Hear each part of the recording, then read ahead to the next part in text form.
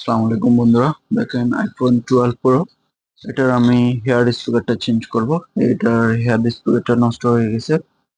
তো এটা আমি এখন কিভাবে চেঞ্জ করব দেখতে থাকুন। আমি শুধু অনলি হেয়ার স্পিকার চেঞ্জ করব, পুরা স্পিকার কেবল চেঞ্জ করব না। কারণ স্পিকার কেবল চেঞ্জ করলে ফেস আইডি কাজ করবে না, সেজন্য শুধু আমি স্পিকারটাই চেঞ্জ করে দেব। এই দেখেন খুলে নিচ্ছি। ডিসপ্লেটা এর আগে খোলা হয়নি, খুব হার্ড এবং খুব সেনসিটিভ। কারণ খুলতে ঝামেলা হলে ডিসপ্লেটা নষ্ট হয়ে যাবে, সেজন্য। এই দেখেন কিভাবে খুলতে হয় ইনট্যাক্ট ফোনগুলা, যেগুলো এর আগে খোলা হয়নি। তো ডিসপ্লে গুলা নতুন খোলা অবস্থায় খুব ক্রিটিক্যাল, যদিও অনেক আটা দেওয়া থাকে, যেহেতু এর আগে এটাতে ছিল ওয়াটারপ্রুফ ছিল, সেজন্য অনেক হেভি আটা দেওয়া। এই যে দেখেন খুলে নিচ্ছি। খুব কেয়ারলি খুলবেন, এক্সপার্ট হলে খুলবেন, না হলে এক্সপার্ট না হলে খোলার দরকার নেই, আদারওয়াইজ ডিসপ্লেটা নষ্ট হয়ে যাবে। তো দেখেন খুলে গেছে আমার ডিসপ্লেটা। এবার আমি কেবল গুলা খুলে নেব। স্ক্রু আছে অনেকগুলা, স্ক্রু গুলা খুলে আমি ডিসপ্লেটা আলাদা করে নেব। দেখেন একে একে সবগুলো স্ক্রু খুলে নিচ্ছি। এবার আমি ফোন থেকে আলাদা করে নেব ডিসপ্লেটা। কানেক্টর গুলা খুলে নিলাম। এবার আমি শুধু স্পিকারটা চেঞ্জ করব। এই যে দেখেন স্পিকারটা খুলে নিচ্ছি। এখানে 4টা স্ক্রু দেওয়া আছে, সবগুলো স্ক্রু খুলে নেব। খুলে হেয়ার স্পিকারটা আলাদা করে নেব, কেবলটা পড়ে থাকবে। এই যে দেখেন,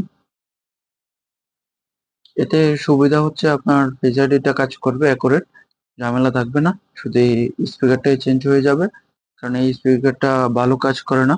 যাদের স্পিকার সাউন্ড কম আসে বা গ্যার গ্যার শব্দ করে বা টোটালি চলেই না, তারা এই পদ্ধতি অবলম্বন করবেন অবশ্যই।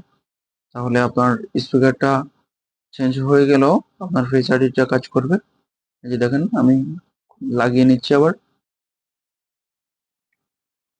খুব ভালোভাবে লাগিয়ে নেবেন যাতে ডিসকানেক্ট না হয়। এই যে দেখেন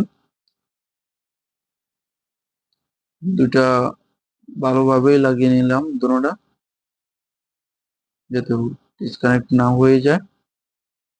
এই ফোনগুলা ইউজ করতে সাউন্ড স্মুথলি না আসলে আইফোন ইউজ করে মজাও নাই, ভালো লাগে না। তাই সেজন্য অরিজিনাল যে স্পিকার গুলো আছে এগুলা পাওয়া যায় শুধু স্পিকার। তো শুধু স্পিকারে লাগিয়ে নিলাম, হয়ে গেল আমার স্পিকার লাগানো। স্ক্রু গুলা লাগিয়ে নিচ্ছি। 4টা স্ক্রু দেওয়া আছে চারপাশে, চারোটা খুব ভালোভাবে লাগিয়ে নেব। হয়ে গেল আমার স্পিকার লাগানো স্ক্রু সহ। এবার আমি এটা ফিটিং করে নেব ফোনে।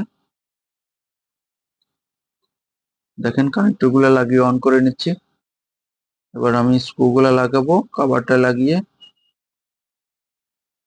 অনেক সময় কি হয় যে এই স্টিল গুলা বা কভার গুলা লাগানো হয় না কানেক্টরের উপরে, এই জন্য অনেক ক্ষতিগ্রস্ত হয় কাস্টমার।